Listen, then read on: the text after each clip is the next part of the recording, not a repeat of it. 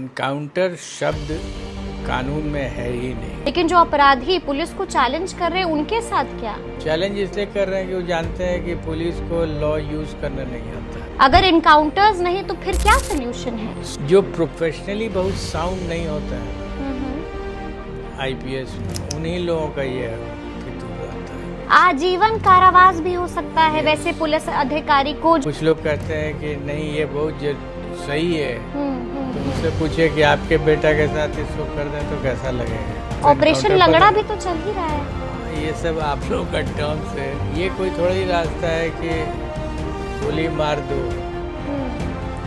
आपको कौन ठग दिया है? क्या आप भी डीजीपी रह चुके हैं, तो क्या आपने अपने कार्यकाल के दौरान कभी भी इनकाउंटर या भारतीय कानून में इनकाउंटर्स का जिक्र है और क्या कहता है भारतीय कानून? नहीं है, जिक्र नहीं है। बस कैसे पता चलता है कि कोई इनकाउंटर जो है वो फेक इनकाउंटर है? ये कहे कि मैंने पुलिस को ये छूट दे दी है, बिल्कुल वो कोई छूट देने वाले हैं।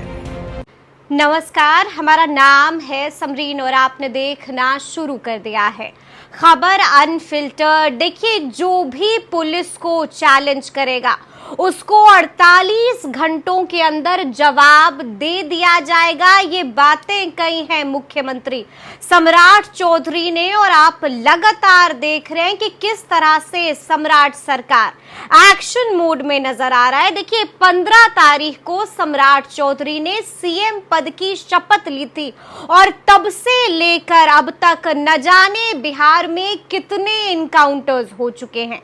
तो ऐसे में अब कई तरह के सवाल हैं जो बार बार पूछा जा रहा है। सबसे बड़ा सवाल यही पूछा जा रहा है कि आखिर इनकाउंटर्स को लेकर के भारतीय कानून क्या कहता है, सुप्रीम कोर्ट क्या कहता है और इनकाउंटर मॉडल कितना जायज है। सब कुछ हम आपको तफसील के साथ इस वीडियो में बताएंगे। तो एक बार फिर से इस मुद्दे पर सीधी बातचीत करने के लिए हमारे साथ पूर्व डीजीपी अभयानंद जी हैं। सबसे पहले बहुत शुक्रिया बातचीत के लिए।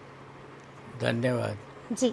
सबसे पहले तो हम आपसे समझना चाहेंगे कि आप भी लगातार अखबारों में पढ़ रहे होंगे कि 15 तारीख को सम्राट चौधरी ने सीएम पद की शपथ ली है और तब से लेकर अब तक न जाने कितने इनकाउंटर्स हो गए। इस पर आपकी प्रतिक्रिया क्या है? एनकाउंटर शब्द कानून में है ही नहीं। कानून में नहीं है? नहीं है। एनकाउंटर को अगर जस्टिफाई करना हो तो राइट ऑफ प्राइवेट डिफेंस के अंतर्गत ये आता है, जो कानून का कॉन्सेप्ट है। और राइट ऑफ प्राइवेट डिफेंस केवल पुलिस को ही नहीं है, वो किसी भी इंडिविजुअल को है। उसकी भी परिस्थितियां दी गई हैं कानून में। तो फिर मुख्य बात ये हुई कि अगर आप कानूनी बात कीजिएगा तो एनकाउंटर की कोई मान्यता नहीं है, इस सेंस में कि आप पकड़ के ला रहे हैं और गोली मार दे रहे हैं। अगर आपके ऊपर गोलियां चलती हैं या पुलिसमैन को अपने डेथ का अंदेशा हो जाता है तो वो एनकाउंटर करेगा, राइट ऑफ प्राइवेट डिफेंस अपना इस्तेमाल करेगा। बिल्कुल। और उसके लिए उसको कोई अलग से पावर देने की ज़रूरत नहीं होती। अब रही बात कि ये कितना जस्टिफाइड है, तो कानूनी रूप से ये जस्टिफाइड नहीं है। फेक इनकाउंटर्स कानूनी रूप से जस्टिफाइड नहीं है। और कोई भी पॉलिटिकल एग्जीक्यूटिव ये कहे कि मैंने पुलिस को ये छूट दे दी है, बिल्कुल, तो वो कोई छूट देने वाले हैं नहीं। मुख्यमंत्री हैं। हाँ, मुख्यमंत्री हैं तो फिर असेंबली बुला लें, असेंबली में अपने एमएलएस को बुलाएं और एक बिल ले आएं कि फेक एनकाउंटर होगा और लोग मारे जाएंगे। 48 घंटे में जवाब दिया जाएगा। तो पास कर दें उसको, तो पुलिस भी कर देगी। कानून के हिसाब से करना हो तो असेंबली है ना, कैबिनेट में तो नहीं पास हो सकता। लेकिन ऐसे में हम आपसे ये भी समझना चाहेंगे, अभी आपने कहा इनकाउंटर्स एंड फेक इनकाउंटर्स, कैसे पता चलता है कि कोई इनकाउंटर जो है वो फेक इनकाउंटर है? जब चैलेंज कर दिया जाएगा कि हम एनकाउंटर करेंगे, तो इसका मतलब प्री स्क्रिप्टेड हो गया। अच्छा। आपको अगर परिस्थिति मिलेगी तो अपने आप मिल जाएगी। हम्म। तो आप पहले से चैलेंज करना कि 48 घंटे में ही मुझे ये जवाब मिल देंगे। जाए, जी। इसका मतलब है कि वो स्क्रिप्टेड है। यानी कि उसकी पटकथा पहले पहले से ही ही लिखी जाए। हुई है। लेकिन ऐसे में हम आपसे ये भी समझना चाहेंगे कि भारतीय कानून में इनकाउंटर्स का जिक्र है, और क्या कहता है भारतीय कानून इनकाउंटर्स को लेकर के? नहीं है, जिक्र नहीं है। राइट ऑफ प्राइवेट डिफेंस का जिक्र है, तो वो राइट ऑफ प्राइवेट डिफेंस करके आता है, एनकाउंटर नहीं है। इनकाउंटर एग्जिस्ट ही नहीं करता नहीं है। है। तो ऐसे में ये भी समझना होगा कि सुप्रीम कोर्ट की गाइडलाइन क्या है इसको लेकर के। सुप्रीम कोर्ट की गाइडलाइंस अपनी जगह पर है। मौलिक रूप से हमारे कानून में अगर अंकित हो तब ना उस पर गाइडलाइंस होगा। अगर है ही नहीं है, कानून ही में नहीं है, तो गाइडलाइन क्या होगा। आपको मैं बताऊं, एनकाउंटर्स के पहले रेड शब्द आता है। बिल्कुल। जर्नलिस्ट लोग भी, मीडिया रिपोर्टर्स, जर्नलिस्ट और आम लोग भी, पुलिस में भी लोग रेड की बात करते हैं। पुलिस ने रेड किया। बिल्कुल। एक नया शब्द आया जब हम लोग नौकरी के करीब करीब अंत में आने लगे, उठा लिया। उठा लिया, टांग लिया। टांग लिया। जी। ये सब बहुत फनी शब्द सब है, और ये गंदगी पैदा कर रहा है। अगर कानून का शब्द है तो सर्च एंड सीजर है। आप सर्च एंड सीजर कर सकते हैं क्योंकि वो कानून का शब्द है, और उसका तरीका और परिस्थितियां दी गई हैं। बिल्कुल। अगर आप कहेंगे उठा लिया, तो उसका वर्ड है अरेस्ट। अरेस्ट।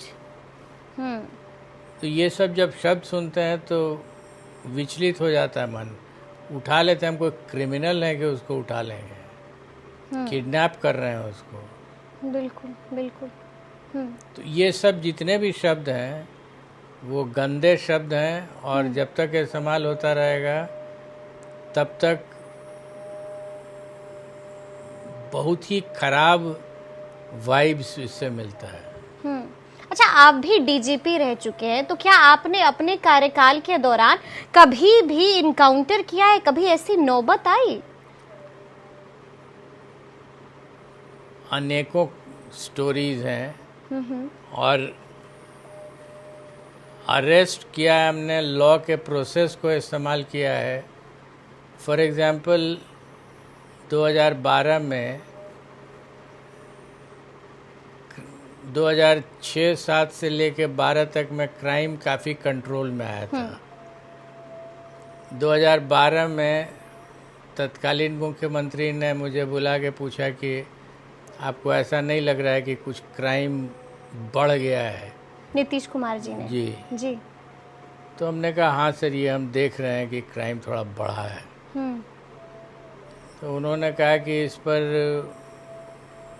कोई रास्ता है? हमने कहा और जो लोग हैं बड़े, चीफ सेक्रेटरी, होम सेक्रेटरी, जो लोग इसमें रखते हैं दखल, उनको आप बुला लीजिए और एक मीटिंग करके देख लीजिए क्या निकलता है। तो एक ही सब लोगों ने कहा पेट्रोलिंग बढ़ाया जाए। अच्छा। हालांकि एनकाउंटर की बात किसी ने नहीं की। हाँ।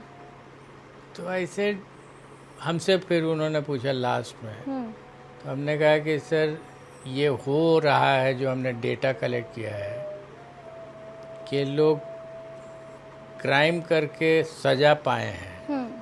स्पीडी ट्रायल में सज़ा हुई थी, और तब वो सज़ा हो जाने के बाद अपील उन्होंने फाइल की। अपील हाई कोर्ट में है। बिल्कुल। और पेंडिंग अपील एडमिट हुआ, पेंडिंग अपील उन लोगों को बेल हो गया। तो हमने इसका डेटा कलेक्ट किया, तो हमने देखा कि ये तो बेल पर आए लोग, जो लोग भी पकड़े जा रहे थे। जी, वो लोग बेल पर थे। Pending appeal. तो हमने निकाला रास्ता कि बेल कैंसिलेशन कराया जाए। अच्छा। इसका प्रावधान है लेकिन होता नहीं था, कभी किसी स्टेट ने नहीं किया। तो हमने सजेस्ट किया और हमने कहा कि हम एक मेथड डेवलप कर रहे हैं, और थोड़ा रेसिस्टेंस हुआ, इवन जजेस के द्वारा रेसिस्टेंस हुआ है। अच्छा, जब आपने ये मेथड जब हमने अडॉप्ट किया जी, इनफैक्ट दी देन चीफ जस्टिस ने बुला के हमको कहा कि हम लोग बेल से ही बहुत परेशान थे, आप बेल कैंसिलेशन करवा रहे हैं।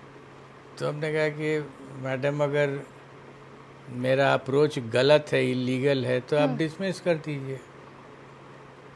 एंड देन शी सेड कि नहीं, गलत तो नहीं है, कानून में प्रोविजन है तो होना चाहिए, लेकिन लोड हमारा बढ़ गया। बिल्कुल। तो I said I can only feel sorry, but मेरे पास कानून में दूसरा रास्ता नहीं था, यही रास्ता। और आप विश्वास नहीं करेंगे, बेल कैंसिलेशन 3-4 महीने चलवाया हमने। फायदा हुआ? 70% केसेस हमारा कैंसिल हुआ। 70% केसेस जी। तो क्रिमिनल्स को ये लगने लगा कि अरे बेल हो जाने के बाद भी कैंसिल होता है, और जो बाहर आए थे वो अंदर चले गए। बिल्कुल। तो रास्ता बहुत है। ये कोई थोड़ा ही रास्ता है कि गोली मार दो। आपको कौन हक दिया है? अच्छा, आप एक चीज बताइए, एक्स को गोली मार दी गई, लंगड़ा हो गया या हाफ ऑपरेशन लंगड़ा भी तो चल ही रहा है। हाँ, ये सब आप लोगों का टर्म्स है, अनेक टर्म्स आ गया है। तो मैं ये पूछ रहा हूँ कि किसने डिसाइड किया कि इसी ने मारा है, उसने क्राइम किया? पहला तो ये डिसीजन, बिल्कुल, उसको मौका तो नहीं मिला।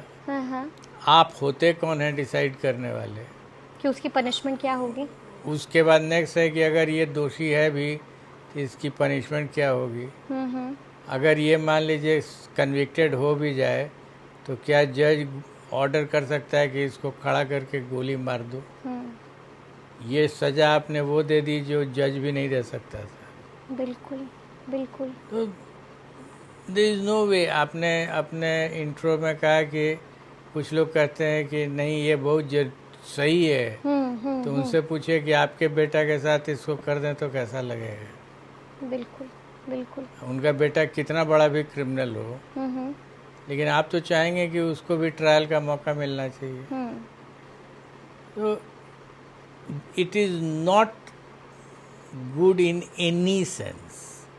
It is not good in any sense. लेकिन जो पुलिस फेक एनकाउंटर्स करते हैं, क्या मतलब उनके साथ क्या होता है? फिर उनके साथ उनकी दुर्दशा होती है, लेकिन यही है कि सब की नहीं होती है।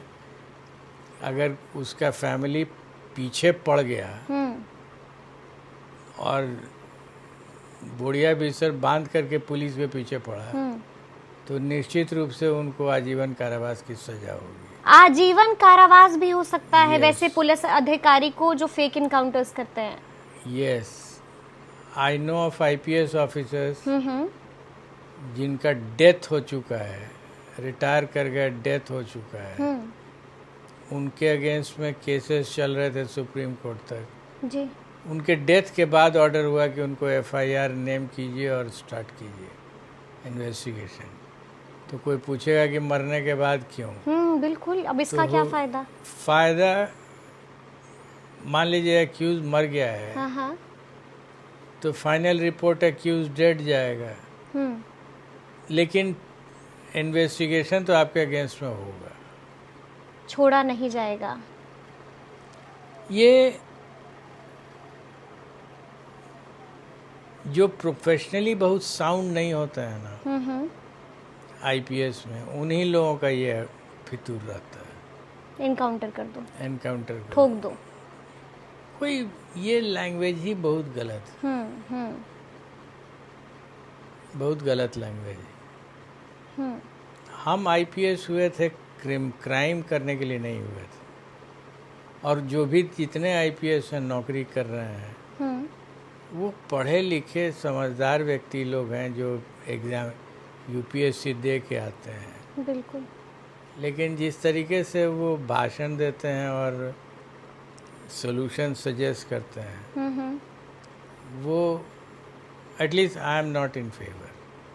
मतलब कि वो जस्टिफाइड नहीं है। लेकिन एक दुख की बात ये है, क्योंकि लगातार जब हम लोग अखबार पढ़ रहे हैं कि इनकाउंटर्स जो है वो ताबड़तोड़ तरीके से हो रहा है, लेकिन बिहार में क्राइम जो है वो बढ़ता जा रहा है। ये एक अनदर आर्ग्यूमेंट है। बिल्कुल। क्या फ़ायदा हुआ? अगर यही होता कि ये एक ऐसी दवा है जो खिला दी जाए तो क्राइम कम हो जाए, बिल्कुल, अगर वो भी हो जाए तब भी चलिए, जस्टिफिकेशन गलत ही सही, लेकिन कोई तो एक पॉजिटिव चीज़ है, वो भी नहीं होगा।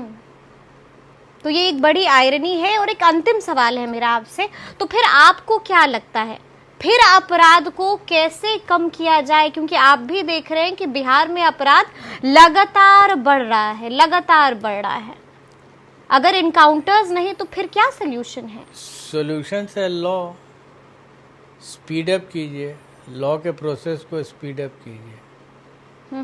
हम लोगों ने करके देखा था ना, 2006 से लेकर 10 तक स्पीडी ट्रायल जिसका नाम हम लोगों ने दिया, बिल्कुल जी, तो उसका इम्पैक्ट पड़ा था।